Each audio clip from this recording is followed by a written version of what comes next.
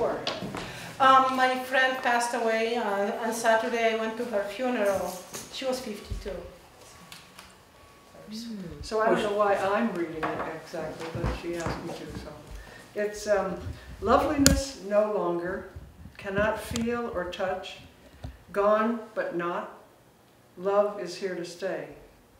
In the closest hearts, she is here to stay. Never be gone, love she was, gone but not. I would read exactly the same way. Wow. Thank you.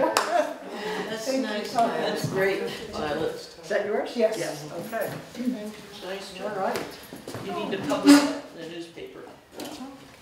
Okay? Thank you. Tell me. Got your permission. What do I have her trained? Maybe just one or something. Georgie, my violin. Oh, you play the saw. You? Okay. I was here that she played that. That's something else. Yes, it is. Did that scare you? No. No? Okay. Hey, they play wash tubs, why not a saw? I agree. And some people play spoons. I also play the nose flute, but that's a different story. Are you want to play before the introduction? Or I will play whenever. Oh, okay. I don't know if he already started or not. Did Maybe he we say should all anything? smile. I think he set it up so you can go right He's ahead. running and he'll cut what he doesn't. Yeah. Oh. Oh, so he is not taping yet. He is taking it, he's not standing there. No, are you kidding me? Yeah. Yeah, it's automatic. In other words, you're now on. Exactly. So Well, introduce yourself then. or yeah, are you going to introduce both of you or just?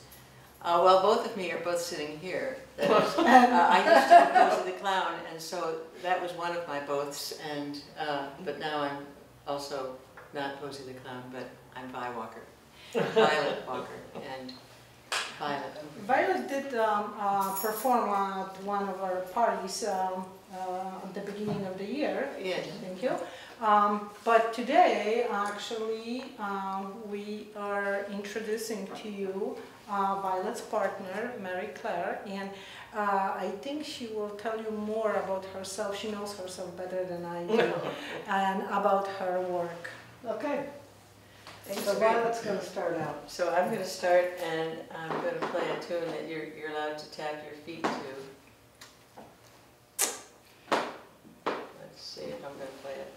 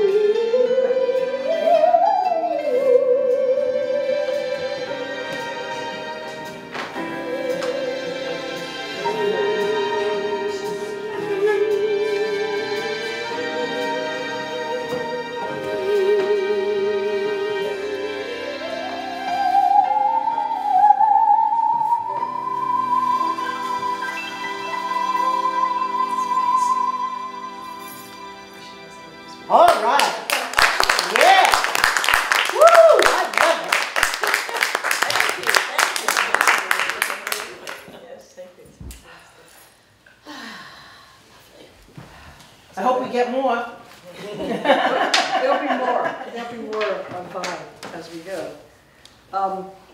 So I'm Clare Powell. Vi and I live in Greenfield, and Dottie lives in Greenfield, and Edie lives in Greenfield. Do you know these women? Anyway, you'll introduce yourselves to these other people. Or they to you. Whoops. Okay. So, I'm a poet. I've lived in the Valley for, I don't know, 30 years, something like that. I want to thank you for coming, and it's a pleasure, and thanks to Violet, and the director's name is Suzanne, for inviting me. This is a reading from my newest book, which is called Everyday Ecstasy, and I also will show you just briefly some of the other books that I've written over the years. This is the first one. It's called Things Owls Ate. And this is published by Amherst Writers and Artists Press. And then I taught at Lesley University for probably 20 years. And this is a book of poems called Academic Scat that was my collection of poems from academia. And so it's a kind of specialized audience. But it's still satirical. It is, yes, it is. Then I did this little book some years ago called In the Living Room. This is called a chap book. It's just a short book of poems. And these are poems about aging, but this was 10 years ago. And I did these and asked a bunch of friends of mine to invite a whole lot of people to their living rooms, and I went around and did readings of the book, and then we had conversation about the poems afterwards. So that's this book. And then the one just before Ecstasy is called Box of Water. And this isn't even a book. It's a box of cards that are about swimming in the swimming pool at the YMCA in Greenfield. And each poem is on a separate card, like this. And the paper is especially gorgeous, I think.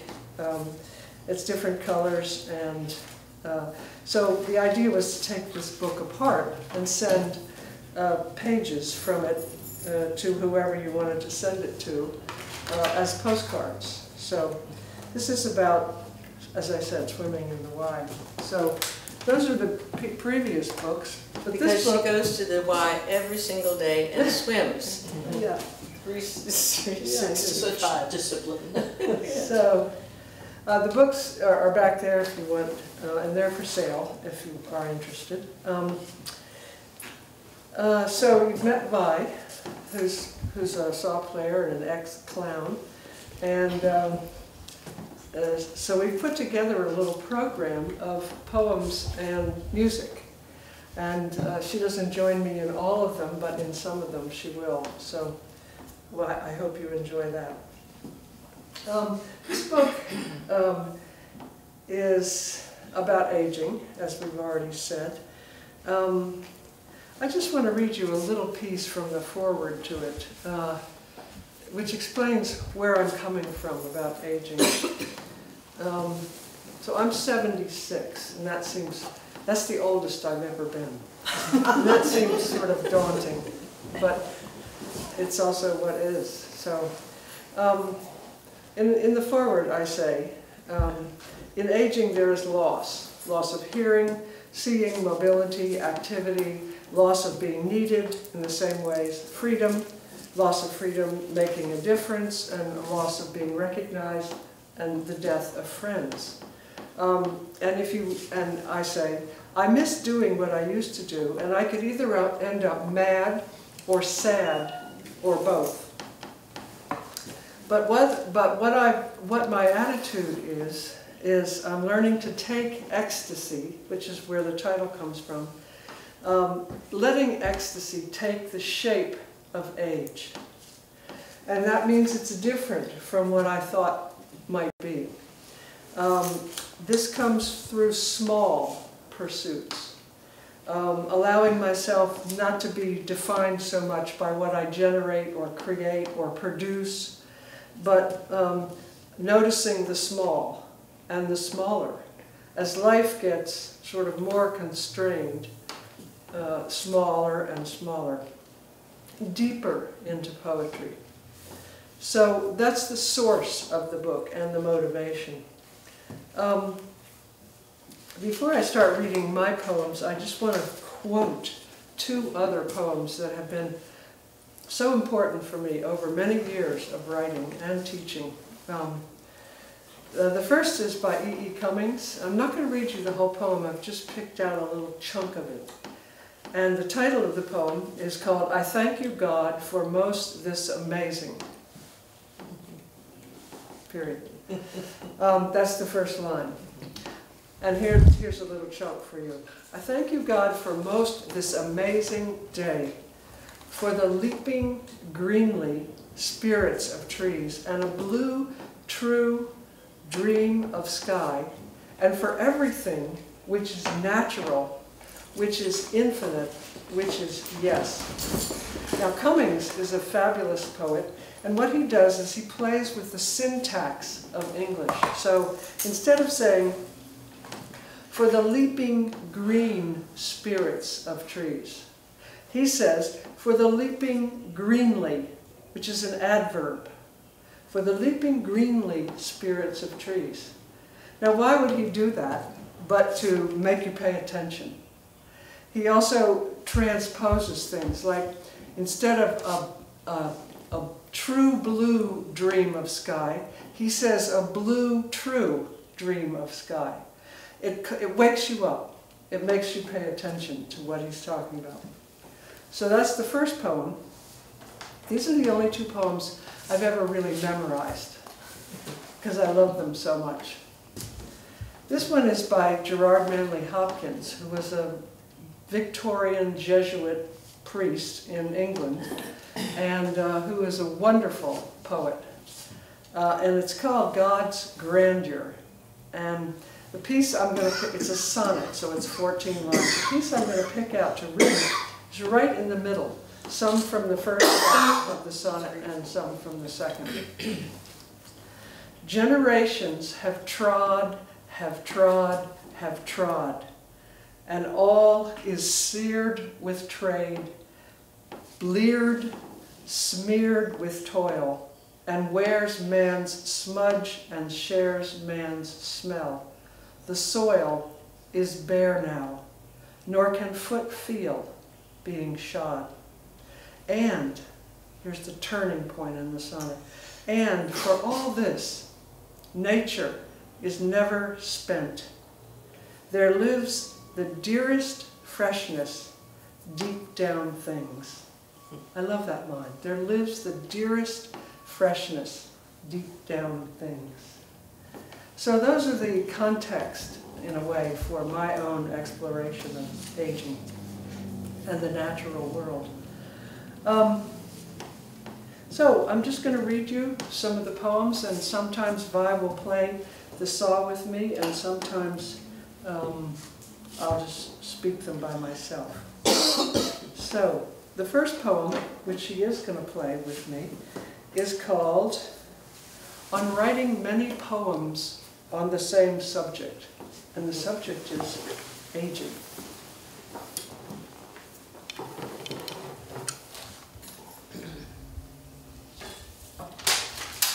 She's got a big bow and a dangerous saw and a wobbly little stand And I'm and going a to play sheaf the of words. papers to deal with.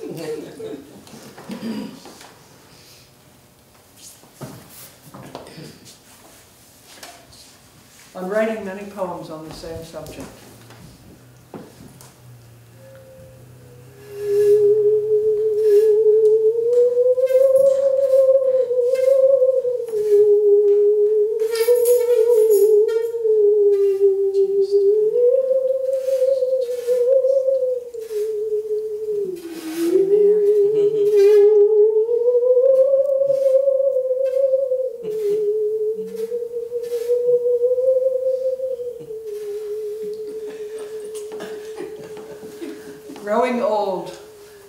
compelling that I can't help noting every limp, muscle pull, loose skin over my knees. I will not circle back this way again.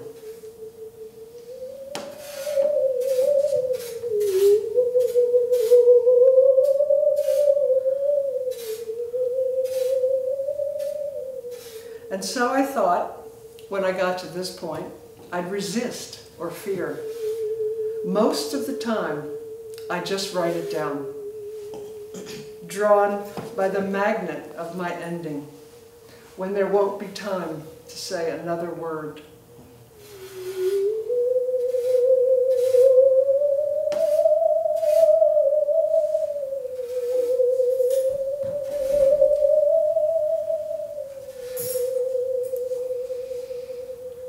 Did you get that song? What is it? The Old Gray Mare. Old Gray Mare, she ain't what she used to be. Okay, the next poem that I'll share with you is My GPS, My Teacher. And this poem, when I did this book, I thought I'm going to be a little whimsical here. I'm tired of not taking poetry seriously. It is a serious thing, but so I decided to play with it a little bit. So I wanted to include this picture, which is a doll that somebody gave me when I retired from Leslie. And I put the author underneath of it because she is the author. She had these long legs and arms, and you could fold her up, so she would be sitting, and she had this wild gray hair, and she never changed the expression on her face. I mean, it was painted on her face. And also, I wanted to, I had two poems, and it looks like this in the middle of the book, that didn't really fit very well on a vertical page. And so Ed, the guy who helps me design the book, he said, let's play with the structure of a page and put them, crazily on these two pages. So that's why you'll see me holding the book like this. Okay? Now this is my GPS, my teacher. Pulling off the highway, I hear a pause in her steady voice. She doesn't know I'm looking for ice cream. Recalculating, she says. I hope she's not offended. She does seem to be the kind of person who entertains many possibilities, winding here, then there. Does she think me a fool for veering off the road she suggests? Or is she amazed at how adventuresome I am? She lives only for this. See what we do, offer, recalculate, offer again. She doesn't hold it against me that I leave her path, for she is in touch with a higher power. She's not afraid to look stupid or be wrong, bold in knowing that life is rethinking. She never rebukes, never yells, "What the fuck?" She is mostly silent, knowing all possible ways. That's great. Okay. The next poem is the title poem from the book, Everyday Ecstasy. Well, the other thing I did was I drew the cover with the laundry, and this is a poem about the laundry, or one of them. And then we ran these little laundry pieces all the way through the book, too. Everyday Ecstasy. The shirt remembers the sun, held by wooden pins on the line, thrashed by wind. Sun-roughened towel dries belly and legs before it is hung up and the bathroom door closed. Stiff blue jeans recall breezes passing through. Plucking from the basket and folding, I cover my face with cloth. I can't get enough. Some odd devotion drives me to inhale socks and t-shirt, sensation shoving mind out of the way. The smell of laundry dried outside is spring bush unmapped. Child knows, no words, take in and topsail. Right here in my little house, I should fall down on the floor with praise for wind and sun drying cloth. I really do love laundry. Yeah, it smells different. The next one is called Guest, and it comes from a time when I was out walking, and I don't know, this is hard to picture. You look up a hill, there's a hill, and there's pine trees, a lot of pines planted. So there's not a lot of undergrowth because the pines are sort of eternally green. And the sun is coming from back here, and it's creating little spots. It's a speckled quality of the hill.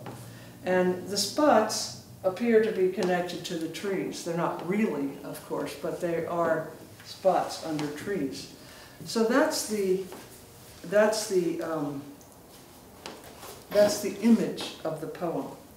And I loved it, and I walked up, and you'll hear in the poem what I did. This is called Guest. I sashay uphill through summer-spotted woods where pines are jagged verticals, and sunlit patches beside trees are spilt gold seeds, big enough for only one. All afternoon, I sit as long as each spot lasts. Earth turns, sun moves, I find another one. Inhaling pine's potency, leaning on bark shaggy with teeth, which will not bite. I visit each tiny house, stilled by the hospitality of trees and food made of light. I think you probably are seeing what this is about for me now. It's about small moments, like moving from this tree to that tree, sitting, taking it in, moving. It's very simple kind of life.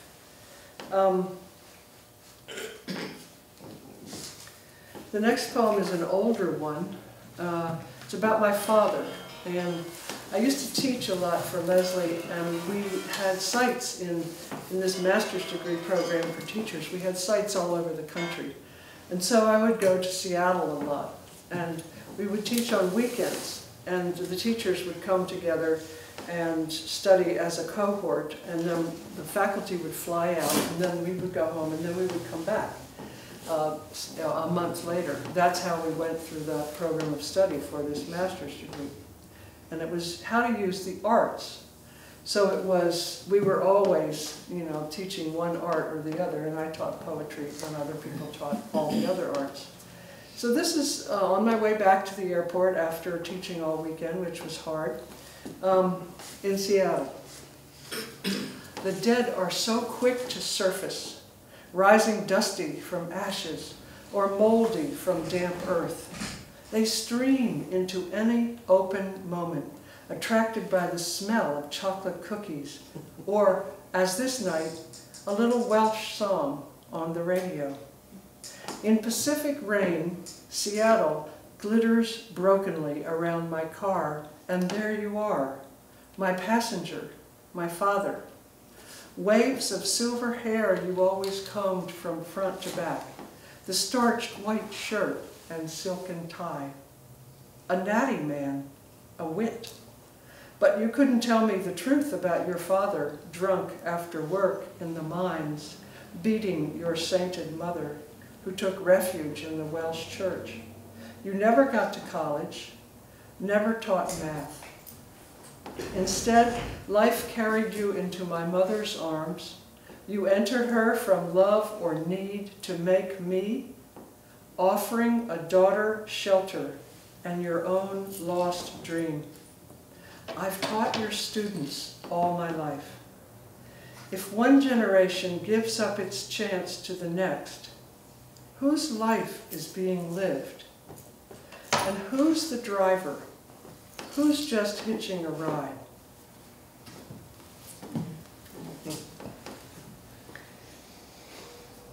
The next poem is something that happened very recently at the stoplight closest to our house. At the light, 4 high school boys in a car pull alongside me at the light. One in the back seat is eating a banana. He smiles. "Your car is the same as ours." "Yes, it is," I say. "I like your earrings," he says. "They are nothing special." "I like your banana," I say back, smiling. Are they going to make fun of me? I wonder. "What kind of music do you like?" he asks. Classical is what he expects. I'll change his stereotype. "Jazz," I say. We sit in silence. In a burst of frankness, I say, "You sure are congenial for teenagers." He says, "What's that mean?" I look straight ahead. "Personable, friendly.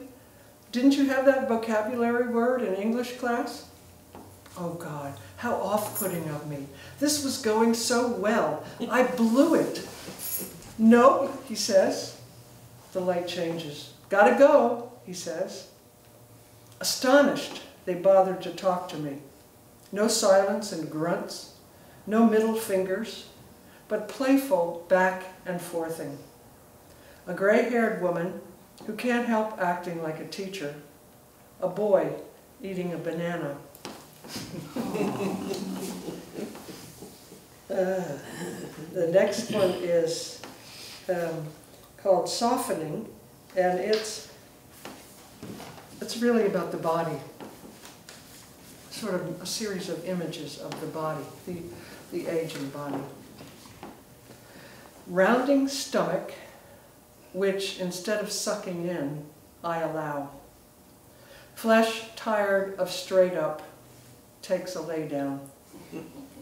Below dimpled skin, organs talk quietly, and cells die.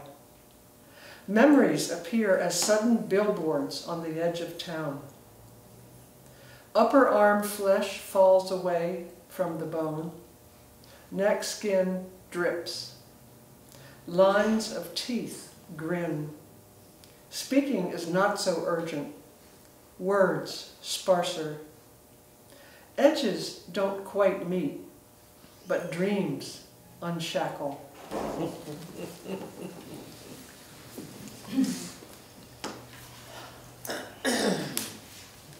The next one is an old one that I have written a long time ago, but it's about resurrection, really, and aging and dying, or apparently dying. Amaryllis. Last year, the giant bulb, sides pushing at the pot, they like it snug, you know. Sent up straight and straighter, every day a green tongue. It grew a foot a week. Soon, twin trumpets blasted meticulous scarlet, holding postures until they couldn't, and we tied them to a stick until the flowers failed. The tube collapsed and toppled it all. We clipped the huge egg bulb and set the pot in the empty hallway. All summer, our familiar plants romped. The ficus threw its leaves all over the floor.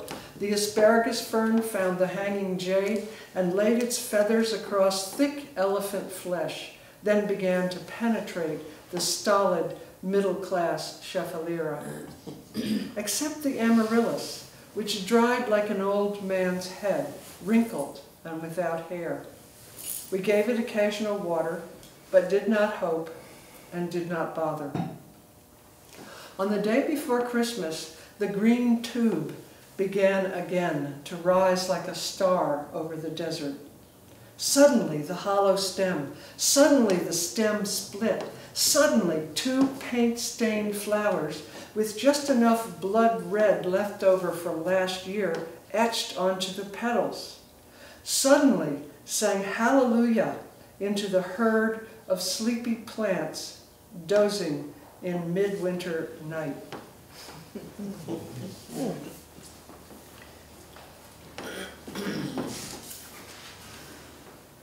The next poem is called Morning Glory, and this is again another sort of instance of recognizing something in the small, ordinary pieces of life. Morning Glory. Spiraling up all October, they climb the rusty clothesline pole and ring their bells through rain, wind, and near freezes. All on the same vine, the almost there, pointed like tiny masts. The old ones, collapsed wet umbrellas. Today's, furled in tender triangle petals, draped and pulled to a point. Blues deep into purple, and whites big as teacups. Each lasts one day. For a month, she speaks aloud to them. Welcome, you gorgeous things. Bright lovers, your vine is so persistent, so strong. Bending into the face of a huge pink. You are stunners, worthy of praise. Coming to me beneath my drying clothes.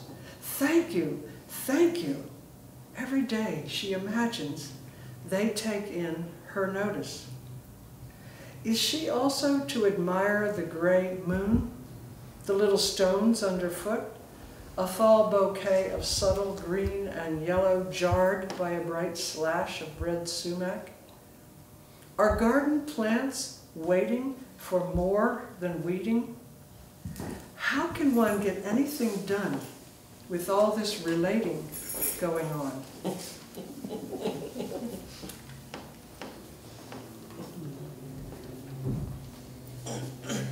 This next one is a prose poem, so it looks like this on the page. Looks like a prose piece, paragraphs. This is, and it flows. I mean, this is a 3 o'clock in the morning poem where you get up and you can't sleep. And so I've learned over the years to just sit down at my computer, shut my eyes, because I learned typing in high school, and just type and see what comes out. And it's a way of sort of apprehending the flow that's always going on inside of us, in our bodies and minds. So this is called Wearing Thin. Your partner won't kiss you because you've had a cold and she doesn't want to get one, not even one little kiss for God's sake. And a nice weekend is one where you stay home and read the paper and do little house jobs like wash down kitchen walls in order to paint yet one more time to freshen up, and your brother's dead before his time. Disease has carried him off, and on his deathbed he is bones, all bones, and his mouth below a nose with no flesh on it reaches out for each breath, cups air in until he can't any longer, and we hover over him, feeling his neck pulse, then wrist, then neck, then wrist, asking each other across his bones if he is dead. His wife, his sister, his son, is he dead? His sister places her palm in front of his mouth, no longer gulping breath. And there is nothing, so death is all there is. And what a hideous joke to do all this life and get only death in your hands at the end. A hole in the ground and tears mixing with the hot milk in your cup at the 1 a.m. table as you try to get yourself to sleep. I hope there will be something big, something new, something thrilling. Such a swindle, this dwindle. Sometimes you can't even get a kiss before sleep, but you see the wisdom of that refusal, because who really wants to be sick? You never know how sick might take you right down into the earth. All that is here is cold night air and knees covered by a warm blanket, and isn't that pathetic? How grateful you are for such small warmth in the cold kitchen. And at 1:30 even God is asleep, and there's no use calling out for help or love, because everybody's going this way, and life is made like this on purpose. Dwindle. Where did that word come from? A spark of curiosity. Tomorrow I will look it up in the OED with the circular loop and the unbelievably tiny letters filling each page, and the terror and pain of an ending may be assuaged in curiosity. How quaint. Wow. Yeah. Okay, Vi, you're on. Oh, We're on.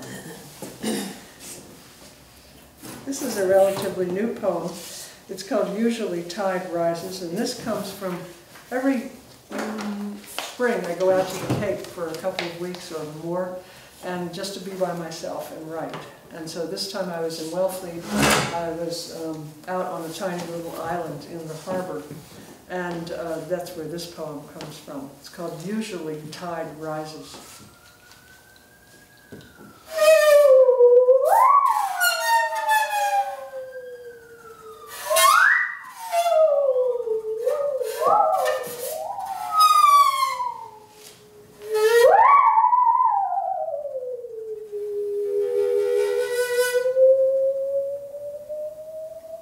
Usually, tide rises in mighty sweeps, slamming gray froth onto the beach, curling and curling into itself.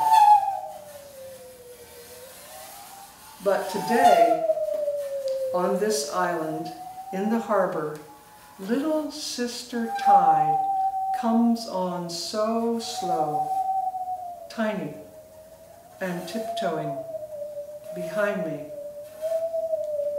as I bend to study mats of green and brown grass striped with little glints of rising water. Sun and moon and planet spin push water till its tongue creeps up to my black shoes. Cosmic forces I don't understand urge the living earth to be on the move.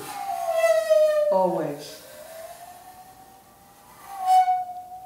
I turn and walk home, led by earth's pulling, sifted by wind, and followed by water, but not always. Okay. And then a little change of pace, a little change of tone. This one is sort of, I don't know. This is meant to be acted out, I think. It's called Dear Abby Replies. The poem is as if somebody has written to Dear Abby and said, Dear Abby, what is the best way to grow old? So that's the question. This is the reply. The best liked are able to spring up each day, regardless of a dead brother or a sister's long-distance decline, the desolation of no friends left alive, and of course, little tragedies of sons and grandchildren who aren't turning out well. Suffering doesn't make you popular, and hiding helplessness and everyday slowing is crucial. If you say what's on your mind, you'll end up alone in your big house at the end of the block where the kids toss rocks through your window and yell, "Witch! Hey, witch!" If you have some wisdom, perhaps even the busy young will attend you on their way to someplace important. If you have money to dole out, better. But cheeriness is what will see you through. Like an infant with its unconscious smiles at mother, assuring her eternal care. You must never confide your terror, but grow cute and cuter each passing day. That's Dear Abby's advice. Okay, one more with Vi. This one is called Stellar Nursery, and it's the other one on the cockeyed middle pages. This is a poem sort of in praise of the cosmos. I saw a picture in the paper a long time ago of, it was called Stellar Nursery, and it was a place in the solar system, not solar system, in the cosmos where stars were being born. And I just was blown away. I cut it out and put it up in my office. So that's where this comes from. Stellar Nursery.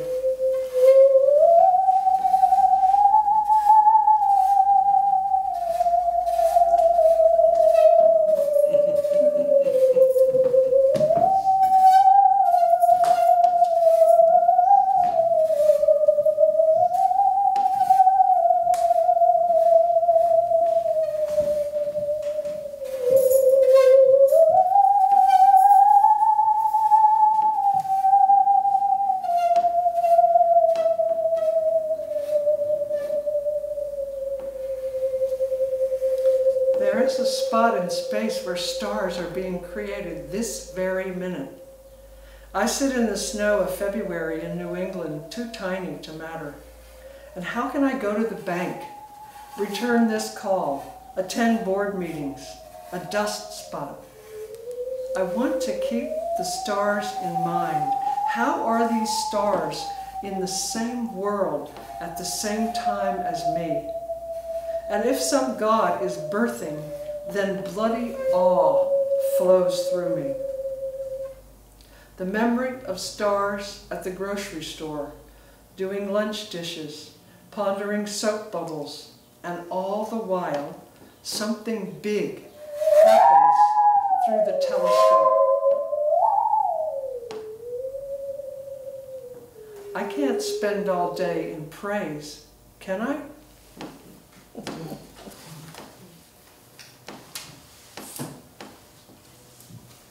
This next one is, it really goes with a sort of a slide exhibit or slideshow.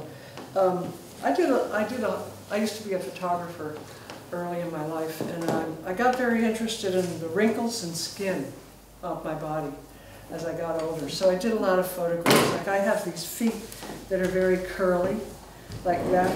So I photographed my feet. And I got interested in the wrinkles forming here and all over the body, the chin and so forth. And so I put together, then I also put them together with natural things that are dying or drying out, like old rotted wood, like stones, things that are changing, wrinkles in skin, I called it, in the natural world. So this poem comes from that experience. Loving old. You caress brown spots on my hand's back, where blood stands up in thick blue threads, skin so thin you're practically inside. I study your corrugated nails, ridges alert and sure of themselves, and like a child, lift your knuckles and let go. Again and again.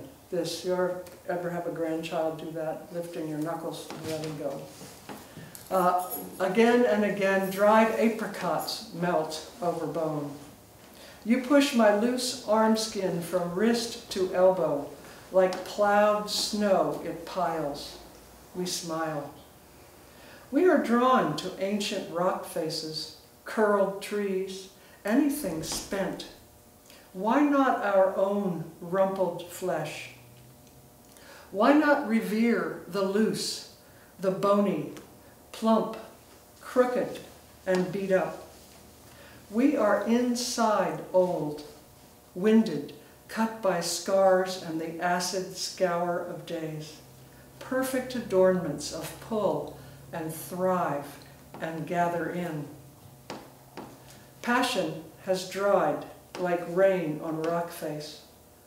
On our own, we learn to celebrate hours of going on and getting up, and the yellow horn of toenail, which years of shoes have rounded smooth, and toes put upon, trod upon, set down. Together, we uncover the sweetly aged and mossy, wonders of crumple, pucker, and tuck. Hold, hold, boldly love the layered, crinkly bends our bodies have become. So that's from this book. I just have one more little thing to share with you. Now I find my attention has turned to weeds in terms of the small of the world and the insignificant. So I don't know the names of many of the weeds. It's not about learning the names. It's about paying attention to them. So this last piece is a beginning of a poem which will be my next book, which will be about weeds. Moseying with weeds, it's called. Dawdling I'm fascinated by each weed I pass along the road. It takes me 2 hours to get home. My one good ear wears a hearing aid. One more cataract was removed in September. Insulin for the next 3 months must be ordered. And Valerie, my high school friend, is dead. I fold up inch by inch. But weeds return year after year, cyclic and pervasive, working their way out of neglected dirt. Here, underneath the interstate, a concrete hill where sun is cut out. Here, in cracks by curbs, and here, reaching out over the sidewalk, weeds stand. I am, they are, I see, they are seen. I notice that I see them. Do they feel seen? Dare I say, I think so. I think so. I write about what I notice as if noticing is some big deal, as if the things I notice receive my noticing, as if it matters that I see them, as if they speak back to me, as if this helps sustain the world.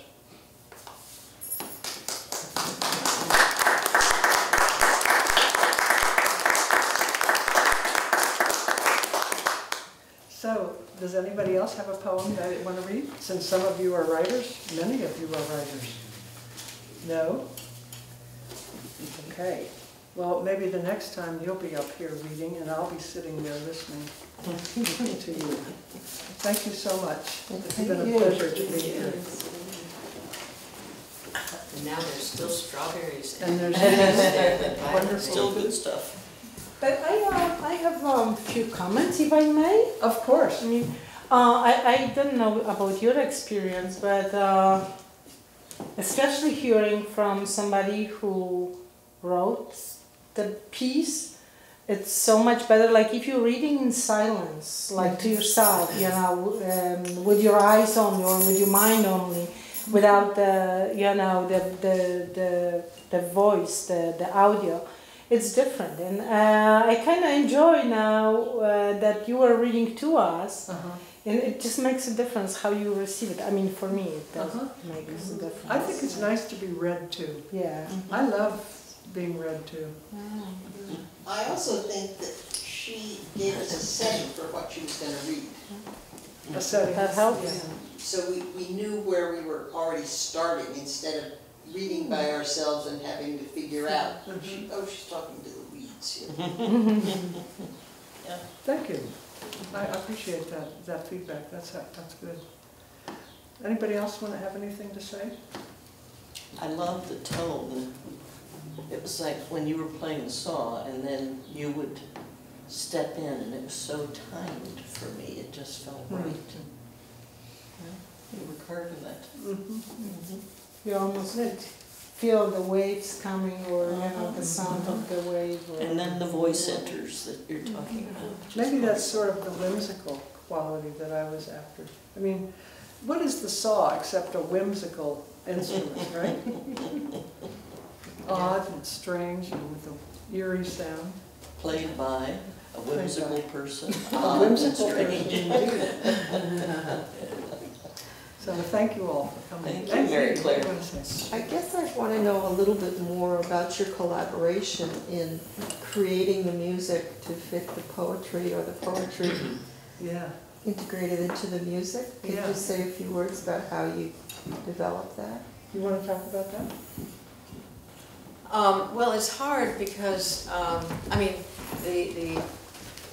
what kind of sounds to go with, I can look at the words and say, oh, okay, well, this is going to be crashing waves and stuff. And myself, I try to envision being on the beach and hearing the sound of the waves or the water or the wind and that kind of thing. And her words, I might not interpret them the way that she would look at them. So anyway, we get together and she'll tell me what she's looking for. She'll say, I think that maybe big crashes right here, big crashes. And then she'll say, and I'll read, you know, after you've finished some of that. And we try it, and maybe that doesn't work. And so we try it again. Well, anyway, we just play around with it. And I think that it's like, I decided that I was going to play Twinkle Twinkle Little Stars and have a joke for this big, huge cosmos. And at first, she thought perhaps I was making fun of it or something. And but anyway, we worked it out. I don't know what else to say about that. What's your take on how we do this? I think we start with the poems. Because Vi doesn't compose music, she plays music, and she's learning to be a fiddler now. And so that might change. I don't think you compose fiddle music either, but I'm the sort of the voice, and then we work together. I think that was clear in these three that we did together. But you can also, if she were a composer, then I would see if I could hear some words or something that I could experience in her sounds. Was the ocean a composition of hers, though? What? Was the ocean a composition? I mean, we knew Old Gray Mare, we knew Twinkle Twinkle. Yeah. Didn't know the ocean. Yeah. Was that hers? Yes, that was hers. So she invents the sounds. I must be a composer after all. What, if I could ask, what kind of notations do you have on your pieces of paper? Oh, interesting, yes. Because if they're not notes, they have to be either words or maybe squiggles and lines for different. Well, you know, they probably intensity. should be better. They probably should be squiggles or something, but we use words. Okay.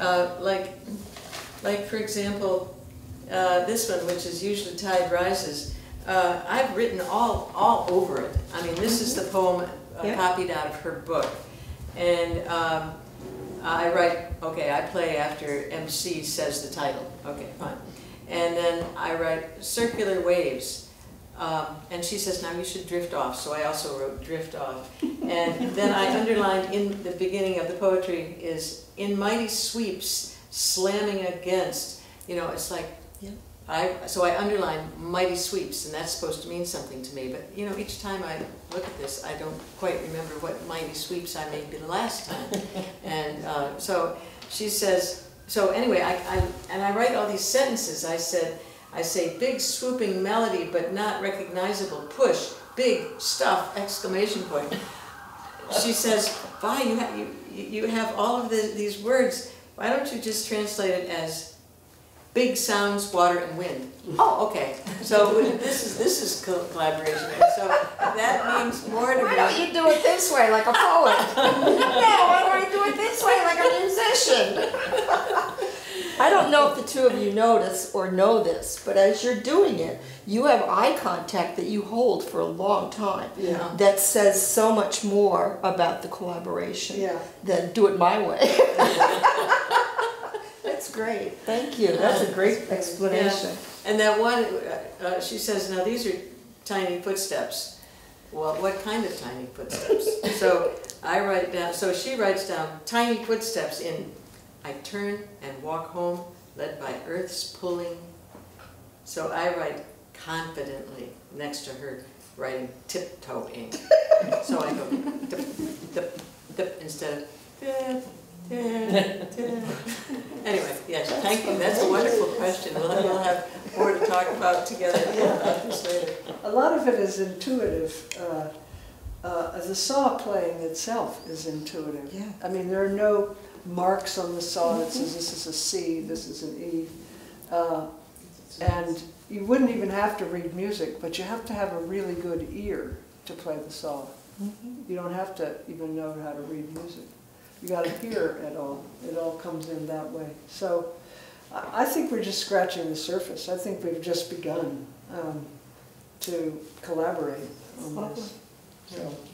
Thank you. Thank you, everybody. Please have That was some- wonderful.